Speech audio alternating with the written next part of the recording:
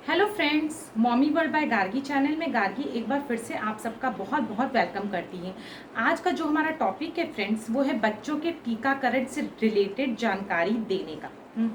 Video शुरू करने पहले एक रिक्वेस्ट करना चाहूँगी, अगर अभी तक आपने मेरे चैनल मॉमीज़ वर्ल्ड को सब्सक्राइब नहीं किया है तो प्लीज़ फ्रेंड्स सब्सक्राइब करें और बेल आइकन भी ज़रूर प्रेस करें, और वीडियो पसंद आए तो लाइक का बटन ज़रूर प्रेस करना। हाँ फ्रेंड्स, तो जब भी हॉस्पिटल में बच्चा बर्थ लेता है उसके 24 घंटे के पहले उसको एक वैक्सीनेशन लगते हैं। और वैक्सीनेशन जब लगने की प्रक्रिया शुरू होती है तो डॉक्टर हमें इस प्रकार का ये चार्ट देते हैं। आप देख सकते हैं, इसमें वैक्सीनेशन की पूरी जानकारी रहती है, कौन से वैक्सीनेशन के पूरे नाम रहते हैं, और जब बच्चे को वैक्सीनेशन लगता है डेट मेंशन की जाती है, वेट मेंशन किया जाता है, और अगला वैक्सीनेशन कब लगना है इसकी भी जानकारी डॉक्टर हमें तभी देते हैं कि इतने दिन बाद आपको फिर बच्चों का वैक्सीनेशन लगना है। कुछ जो वैक्सीनेशन रहते हैं फ्रेंड्स, वो बहुत ही ज़रूरी रहते हैं, ठीक है, उसको हम नेसेसरी मतलब वैक्सीनेशन में लाते हैं, जो लगना ही लगना है। और कुछ वैक्सीनेशन ऐसे होते हैं जो हमारे ऑप्शनल रहते हैं। तो मैं आपसे यही कहना चाहूँगी कि अगर आप अफोर्ड कर सकते हैं तो प्लीज़ फ्रेंड्स ऑप्शनल वैक्सीनेशन भी आप ज़रूर लगाएं, क्योंकि ये किसी ना किसी रीज़न से ही बने हैं। इन्वायरमेंट में नई नई प्रकार की बीमारियां पैदा हो रही हैं और नए नए वायरसेस आ रहे हैं, तो ये उसी के पर्पज़ से बचाव के लिए हम हमारे बच्चों के लिए बनाए गए हैं। तो अगर आप अफोर्ड कर सकते हैं तो प्लीज़ फ्रेंड्स ऑप्शनल वैक्सीनेशन भी ज़रूर लगाएं। मैंने अपने दोनों बच्चों को ऑप्शनल वैक्सीनेशन भी लगाया है, भले ही चाहे वो जितने महंगे आए, क्योंकि अगर बाद में खुदा ना खास्ता अगर ऐसी बीमारियां उनको लग गई तो फिर आप पछताएंगे कि मैंने ये तब वैक्सीनेशन अगर हम लगा लिए होते तो ये बीमारी नहीं होती। तो ये तो बात रही मस्ट और ऑप्शनल वैक्सीनेशन की। अब बात आती है कि कहाँ वैक्सीनेशन लगाएं। मैं हमेशा फ्रेंड्स आपको यही सजेस्ट करूंगी, किसी अच्छे रेप्यूटेड हॉस्पिटल या डॉक्टर से ही वैक्सीनेशन लगाएं। ऐसा नहीं कि कोई कंपाउंडर आके वैक्सीनेशन लगा दे, या कोई नौसिखिया आदमी जिसको पता ही नहीं है कि वैक्सीनेशन कैसे लगती है। अगर गलत जगह वैक्सीनेशन लग गया फ्रेंड्स, तो उस जगह पे सूजन, जलन और बच्चों को बहुत ही आगे जाके घाव भी पैदा कर सकता है वो। तो मेरी आपसे रिक्वेस्ट है, जहां बच्चा पैदा किया या तो आप डॉक्टर से ही कंसल्ट करके वहां पे वैक्सीनेशन लगाएं, या फिर किसी अच्छे जो नियर टू, अगर आपका हाउस से नियर टू कोई हॉस्पिटल है, प्लेस है जो रेप्यूटेड माने गए हैं डॉक्टर्स, उनसे ही आप वैक्सीनेशन का प्रोसेस करें। नेक्स्ट थिंग ये है फ्रेंड्स, बच्चों की जैसे अगर बच्चों को वैक्सीनेशन के बाद जो भी दर्द होते हैं उससे हम कैसे आराम बच्चों को दिला सकते हैं, क्योंकि अक्सर हम जानते हैं कि जैसे बच्चे जब भी मतलब वैक्सीन लगता है, भले ही वो पेनलेस हो या पेनफुल हो, आजकल जैसे पेनलेस वैक्सीनेशन भी बहुत ही चलन में है, लेकिन इसका मतलब बिल्कुल ये नहीं है कि बच्चों को उससे बिल्कुल भी पीड़ा नहीं होगी। ऐसा बिल्कुल साइंस नहीं माना है कि पेनलेस है तो उसमें बिल्कुल दर्द नहीं होगा, ना लगाते टाइम ना आफ्टर साइड इफेक्ट जो भी वैक्सीनेशन के होते हैं वो उसमें नहीं होंगे। ऐसा बिल्कुल मतलब कोई प्रूफ नहीं माना गया है फ्रेंड्स, क्योंकि मैंने भी अपने बच्चे को पेनलेस भी लगाया है, तो ऐसा उसमें कोई प्रूफ नहीं माना गया कि इसमें पेन नहीं होगा। हाँ, पेनलेस जो रहता है उसमें जैसे पेनफुल जो वैक्सीनेशन आते हैं, जो नॉर्मल वैक्सीनेशन माने गए हैं, अगर कभी कभी क्या होता है बच्चों को 3 वैक्सीनेशन भी एक साथ लगाए जाते हैं, जो भी उसका सिस्टम में मेंशन रहता है डायरी में, उसके अकॉर्डिंग आप जब अपनी डायरी चेक करेंगे बच्चों की वैक्सीनेशन चार्ट, तो उसमें मेंशन रहता है कि एक बार में कभी कभी बच्चों को 3-3 इंजेक्शन भी लगते हैं। तो जो पेनलेस इंजेक्शंस बनाए गए हैं उसका ये फायदा रहता है कि उसमें जैसे अगर 3 जो कंपोनेंट्स उसमें रहते हैं वो मिक्स करके ही एक इंजेक्शन बनाए गए हैं, ताकि बच्चों को बार बार इंजेक्शन न लगे, जिससे उनको इरिटेशन कम हो, दर्द कम हो, ये सारी चीजें। तो इसीलिए पेनलेस इंजेक्शन कुछ मायनों में कम दर्द रहित माने गए हैं। और इसका दोनों में डिफरेंस एक ये भी है, जो पेनलेस इंजेक्शन होता है फ्रेंड्स वो बहुत ही महंगा होता है कंपैरिजन टू नॉर्मल इंजेक्शन जो आते हैं। आप इससे जान सकते हैं कि अगर नॉर्मल हमारा इंजेक्शन 100 रुपीज़ का है, तो जो पेनलेस इंजेक्शन है वो 1000 का भी हो सकता है, 2000 का भी हो सकता है, 3000।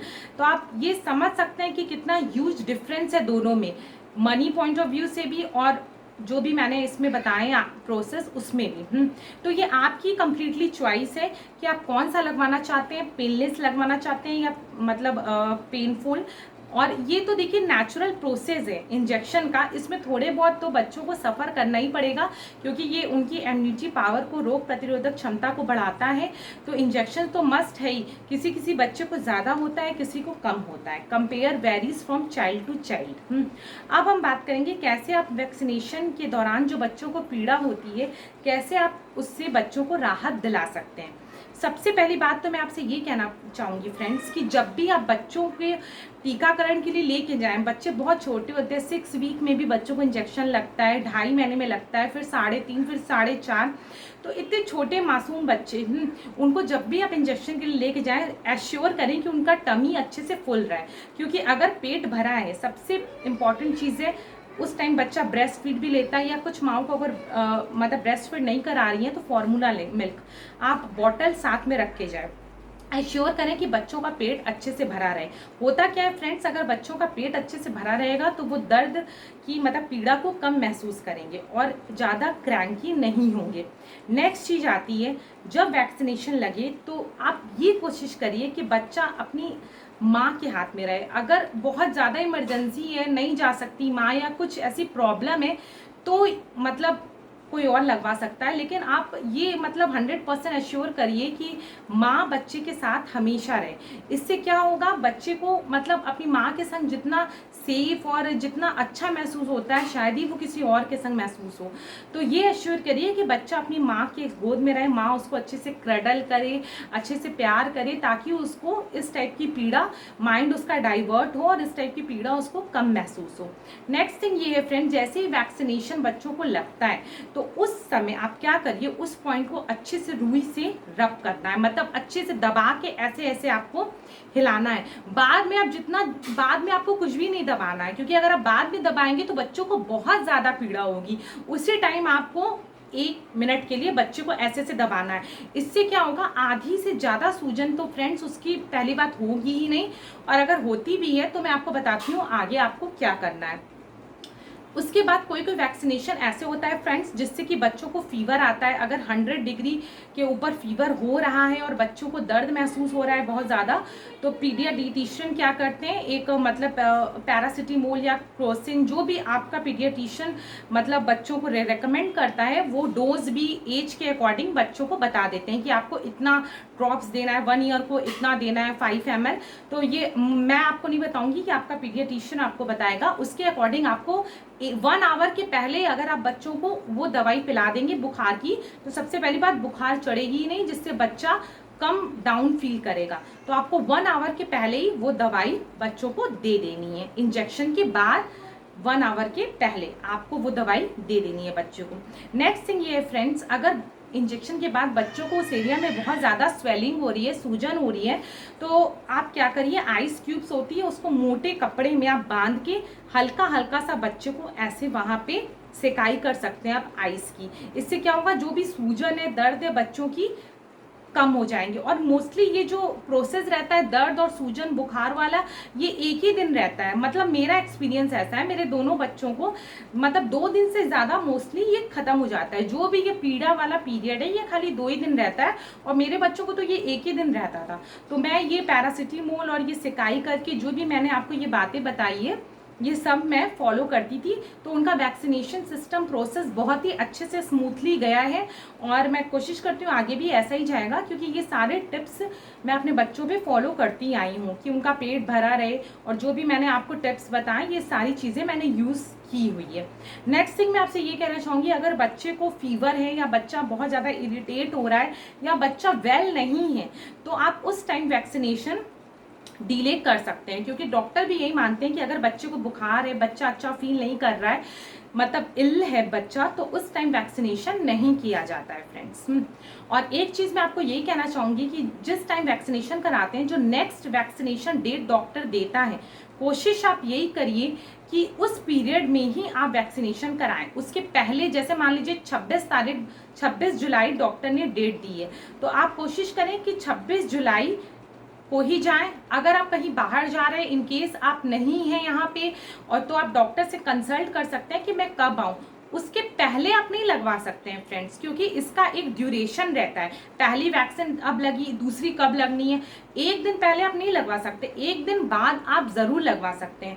तो कोई कोई वैक्सीन ऐसी भी होती है जो 2 वीक 1 मंथ, या कोई कोई ऐसी भी वैक्सीन होती है जो 2 मंथ्स भी आप डिले कर सकते हैं। तो ये आप अपने डॉक्टर से कंसल्ट करके, आप अब राय बात करके अपने वैक्सीनेशन को आप पूरा कर सकते हैं अपने बच्चों का। नेक्स्ट थिंग, एक इम्पॉर्टेंट चीज़ मैं यहाँ बताना चाहूँगी कि वैक्सीनेशन ड्यूरिंग दिस टाइम कोविड-19 के दौरान आप अपने बच्चों का वैक्सीनेशन कैसे कराएं। जैसे कि हम मतलब आंकड़े बताते हैं फ्रेंड्स कि 120 जो कंट्रीज़ है हमारी, 120 कंट्रीज़ में 8 करोड़ से ज़्यादा बच्चों का वैक्सीनेशन प्रोसेस नहीं हो पा रहा है, डिले हो जा रहा है। और मतलब मम्मी पापा पेरेंट्स की ये ह्यूज टेंशन वाली बात हो गई है कि हम इस टाइम अपने बच्चों का वैक्सीनेशन कैसे कराएं, क्योंकि बाहर इतना संक्रमण फैला है, ये कोरोना वायरस, तो हम कैसे क्या चीज़ करें। तो सबसे पहली चीज़ तो मैं आपसे ये कहना चाहूँगी कि जैसे कि अभी मैंने आपको बताया कि कोई कोई वैक्सीनेशन, ये मैं आपको नहीं बताऊंगी, आपको अपने डॉक्टर से कंसल्ट करना पड़ेगा। फ़ोन के थ्रू आप कर सकते हैं, या कोई अच्छा डॉक्टर जो आप जानते हैं आप उनके थ्रू, जो अगर आपसे बात हो सकती है तो आप उनसे बात करके पूछें कि कौन सा वैक्सीनेशन मैं अगर अभी नहीं आ पा रहा हूँ तो 1 मंथ बाद में आ सकता हूँ, 2 मंथ्स बाद में आ सकता हूँ। आपको ऐसे कंसल्ट करना पड़ेगा। या आप अपने डॉक्टर से ये भी कंसल्ट कर सकते हैं कि अगर मैं हॉस्पिटल, क्योंकि हॉटस्पॉट माने गए हैं कोरोना वायरस की वजह से, तो आप ये भी अपने डॉक्टर से पूछ सकते हैं कि अगर मैं हॉस्पिटल नहीं आ पा रहा हूँ या आ पा रही हूँ तो मैं आपके घर आ सकती हूँ, आपके होम क्लिनिक आ सकती हूँ, या कुछ ऐसी जगह कि अगर आप घर पे आके मेरे बच्चों को वैक्सीनेशन लगा सकते हैं। तो ये आपके ऊपर है कि आपका कैसे फ्रेंडली टच है अपने डॉक्टर से, और अगर वो मोस्टली मान जाएं तो अच्छी बात है। तो कोशिश आप ये करिए कि पहले आप फ़ोन से उनको मतलब अच्छे से बात कर सकें कि हम कैसे लगवाएं अपने बच्चों को वैक्सीनेशन। और एक चीज़ मैं आपको ये कहना चाहूँगी, आप इसको बिल्कुल हल्के में ना लें कि कोरोना वायरस से तो मेरे बच्चों को वैक्सीनेशन नहीं लग रहा है। 6 मंथ 7 मंथ को मतलब अभी मार्च से जब से ये स्टार्ट हुआ है, कुछ बच्चों का वैक्सीनेशन 4-5 मंथ्स भी डिले चला गया है। तो प्लीज़ मैं आपसे ये रिक्वेस्ट करना चाहूँगी, पेरेंट्स वैक्सीनेशन को हल्के में बिल्कुल ना लें, क्योंकि ये कुछ बीमारियों की, कुछ वायरस को ध्यान में रख के बहुत इंपॉर्टेंट वैक्सीन है जो हमारे बच्चों को बीमारियों से बचाव कर सकते हैं, तो उनका इम्यून सिस्टम मजबूत कर सकते हैं। तो इस टाइम तो वैक्सीनेशन और भी ज़्यादा ज़रूरी हो जाता है।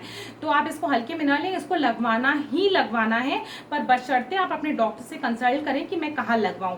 नेक्स्ट थिंग मैं ये बताना चाहूँगी, अगर आपके पास कोई भी ऑप्शन नहीं है कि हम कहाँ लगवाएं वैक्सीन, अगर डॉक्टर भी नहीं आ रहे हैं, घर आपको हॉस्पिटल जाना ही पड़ रहा है, तो सारे सेफ्टी गार्ड्स के साथ ही आप जाइए। फेस शील्ड अगर आप यूज़ कर सकते हैं वो यूज़ करिए, पूरे फुल कपड़े पहन के। बहुत अगर बड़ा बच्चा है 2-2.5 साल का तो आप मास्क वो लगा सकता है। बहुत छोटे बच्चे मास्क नहीं लगा पाते, तो मैं आपको यही सजेस्ट करूंगी, मुस्लिम के जो दुपट्टे आते हैं क्लॉथ, उनको अच्छे से व्रैप कर दीजिए। और अगर बच्चा सोता है तो उसको इतना इफेक्ट नहीं होता, बहुत जालीदार कपड़ा वो रहता है, तो आप अच्छे से उसका मुंह भी ढक सकते हैं और अच्छे से उसको वैक्सीनेशन सारे सेफ्टी गार्ड के संग हॉस्पिटल जाइए आप और वैक्सीनेशन उसका पूरा कराइए। और जब आप घर आते हैं तो सबसे पहले आप अपना मतलब जो भी बात लेना है अच्छे से बात लीजिए। और कहते हैं कि वैक्सीनेशन के 24 घंटे तक बच्चों को बात नहीं दिलाना चाहिए, नहलाना नहीं चाहिए। तो बच्चों को तो हम नहला नहीं सकते, लेकिन उसका आप ये काम कर सकती हैं कि वेट कपड़े से आप उसके हाथ पैर मुंह कपड़े चेंज कर सकती हैं, सैनिटाइज कर अच्छे से हल्का सा लगा सकती हैं उसको।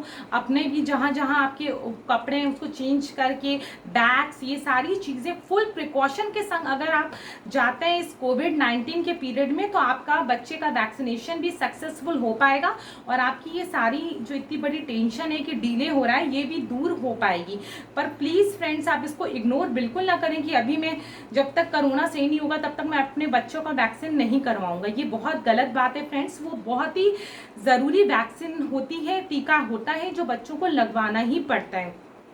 तो होप सो, मैं यही सोचती हूँ कि ये मेरी जो ये वीडियो है ये थोड़ा भी आपको हेल्पफुल रहा होगा। अगर हेल्पफुल रहे तो प्लीज़ एक लाइक का बटन ज़रूर प्रेस करिए और बेल आइकन भी ज़रूर प्रेस करिए। और अगर अभी तक आपने मॉमीज़ वर्ल्ड बाय गार्गी को सब्सक्राइब नहीं किया है तो प्लीज़ फ्रेंड्स सब्सक्राइब करें my channel mommy's world by Gargi. और take care, stay home, stay safe. मिलते हैं अपने नेक्स्ट वीडियो में, तब तक के लिए बाय बाय, टेक केयर।